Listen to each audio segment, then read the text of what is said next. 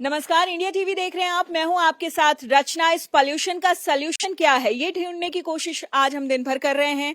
और इसी कड़ी में हमारे साथ डॉक्टर रमेश अग्रवाल जुड़े हुए हैं, जो कि प्रोफेसर हैं बाल विभाग के और एम्स में कार्यरत है पिछले 27 सालों से। जो पॉल्यूशन है उसका बच्चों पर क्या असर है, नवजात बच्चों पर उसका क्या असर हो रहा है और गर्भवती महिलाओं पर इसका क्या असर है, ये तमाम बातें इनसे जानने की कोशिश करेंगे। आपका स्वागत है। सबसे पहले थैंक यू। सबसे पहला मेरा सवाल तो ये है कि जिस स्तर पर दिल्ली एनसीआर का पॉल्यूशन है, उससे नवजात शिशुओं पर क्या असर हो रहा है? देखिए, पॉल्यूशन एक ऐसी समस्या है जो लाइफ के हर साइकिल को अफेक्ट करती है।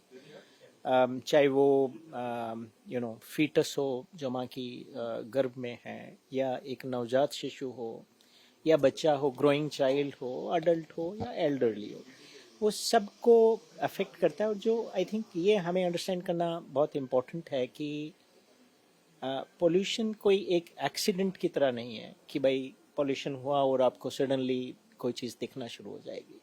इनके इफ़ेक्ट्स जो होते हैं बड़े लॉन्ग टर्म होते हैं, वो हर चीज़ को अफेक्ट करते हैं। आपके रेस्पिरेटरी सिस्टम को भी अफेक्ट करते हैं, तो आपको सांस की बीमारियां ज़्यादा होने की संभावना रहती है। आपकी ग्रोथ को अफेक्ट करते हैं, आपके ब्रेन के डेवलपमेंट को भी अफेक्ट करते हैं। तो ये सारी चीज़ों को अफेक्ट करते हैं ओवर पीरियड ऑफ टाइम। आप एक्यूट इफ़ेक्ट्स जो हैं वो उनमें देखते हैं जो ऑलरेडी बीमार हैं, या एल्डरली हैं, या एक्सट्रीम्स ऑफ लाइफ पे हैं, उनमें आपको एक्यूट इफेक्ट देखने को मिलता है। किस किस तरह की परेशानियां लेकर माएँ आपके पास आती हैं जब बच्चे शुरू से शुरू करते हैं? जब बच्चा एक पैदा होता है, क्या उसके फेफड़ों में जो खराब हमारा जो आबो हवा इतनी खराब हो चुकी है, वो पूरी तरह इफेक्टेड भी मिले हैं आपको? देखिए, आप मेन तौर पे जो इफेक्ट देखते हैं, जो शॉर्ट टर्म में विजिबल होते हैं, वो ये होते हैं कि आप रेस्पिरेटरी इलनेसेस ज़्यादा देखते हैं कि बच्चे को सांस की तकलीफ है, या इन्फेक्शन ज़्यादा फ्रीक्वेंटली होता है, या अस्थमा के सिम्टम्स हैं, या फिर अस्थमा के सिम्टम किसी बच्चे को ऑलरेडी अस्थमा है तो वो ज़्यादा वर्सन हो जाते हैं। तो इस तरह के सिम्टम जो हैं हम फ्रीक्वेंटली देखते हैं, पर्टिकुलरली जब पोल्यूशन जो स्पाइक करता है। और जब बच्चा एक बड़ा होता है, अभी आपसे पहले हमारे एक और एक्सपर्ट आए थे, डॉक्टर अरविंद, काफी जाने माने डॉक्टर हैं। उन्होंने बताया कि दिन पे दिन नवजात शिशुओं और गर्भवती महिलाओं के लिए ये आबो हवा खराब होती जा रही है, दिन पे दिन उनके लिए मुश्किलें बढ़ती जा रही हैं। मैं आपसे ये जानना चाहती हूँ कि आने वाले वक्त में 10 से 12 साल में अगर सिचुएशन ऐसे ही रहती है तो आप इसे किस खतरनाक स्तर पर पाते हैं? देखिए, आप प्रेगनेंसी की जैसे बात करें या बच्चों के बर्थ की बात करें, तो आई थिंक दो चीज़ें इम्पॉर्टेंट होती हैं। एक तो होती है प्री टर्म बर्थ्स होते हैं, दूसरा जो होता है कि बच्चों की ग्रोथ एडिक्वेट नहीं होती, जिसको हम ग्रोथ रेस्ट्रिक्शन कहते हैं या ग्रोथ रिटार्डेशन कहते हैं। तो हमारे देश में आप देखेंगे कि करीब 13-14% बच्चे जो हैं वो प्री टर्म पैदा होते हैं, समय से पहले पैदा होते हैं। ठीक है, उसमें बहुत सारी चीज़ों का कंट्रीब्यूशन है, पोल्यूशन का भी एक कंट्रीब्यूशन है। तो इन प्रॉब्लम्स को हम देखते हैं रिस्क फैक्टर्स की टर्म्स में। इन प्रॉब्लम्स को हम नहीं देख सकते कोज एंड इफेक्ट के रिलेशनशिप में डायरेक्टली, उसको क्वांटिफाई करना मुश्किल है। तो हम उसको रिस्क फैक्टर्स की टर्म्स में देखते हैं। तो पोल्यूशन एक इम्पॉर्टेंट रिस्क फैक्टर है प्री टर्म बर्थ्स का। रफली, हालांकि एस्टिमेट्स जो हैं बड़े प्रिसाइज नहीं है, बट रफली ये है कि 10 to 15% जो प्रॉब्लम्स है वो आपकी पोल्यूशन की वजह से कंट्रीब्यूट होती है। और एक इंडिविजुअल लेवल पे आप देखें तो उस इफेक्ट को क्वांटिफाई करना मुश्किल हो जाता है, बिकॉज कोई भी प्रेगनेंसी होती है वो प्री टर्म बर्थ के लिए, और कोई भी प्रेगनेंसी होती है वो बच्चे की ग्रोथ ठीक से ना हो उसके लिए एट रिस्क होती है।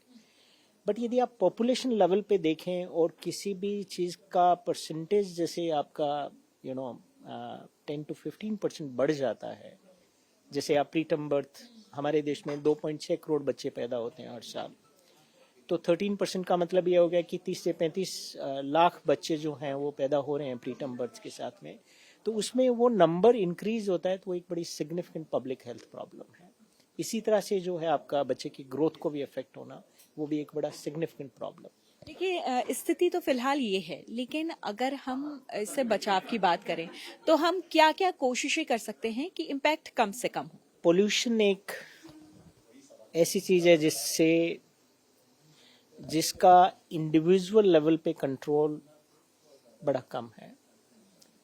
आपको उस चीज को कंट्रोल करना पड़ेगा एक सोसाइटी लेवल पे, एक नेशनल लेवल पे, ठीक है। तो इंडिविजुअल्स के हाथ में ऑफ कोर्स कुछ प्रिवेंशन करा जा सकता है, बट लार्जली जो है वो आपका एक पॉलिसी लेवल पे, एक रूल्स के लेवल पे, एक इन्फोर्समेंट के लेवल पे एक कंसिस्टेंट वर्क करने की जरूरत है।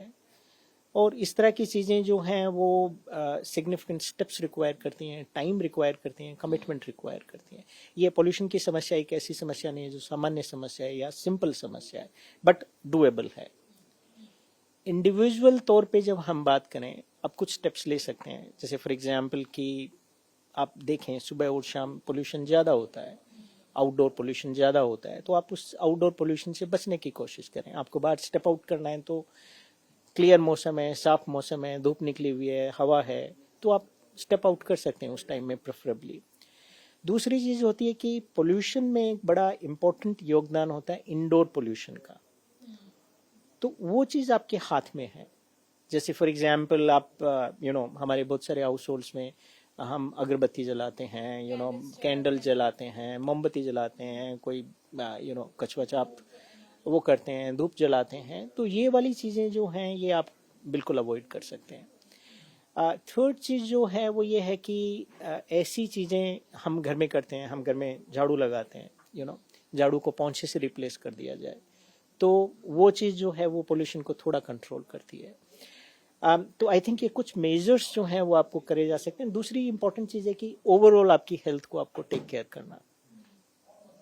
तो आप अपने हेल्थ को अच्छा रखते हैं तो ऑब्वियसली जब हेल्थ आपकी ड्रेन होती है पॉल्यूशन की वजह से, बट यदि आपका बेसलाइन लेवल हायर है तो आप उससे कम इफेक्ट होंगे। यहाँ आने के लिए, हमसे बातचीत करने के लिए आपका बहुत बहुत शुक्रिया। Thank you.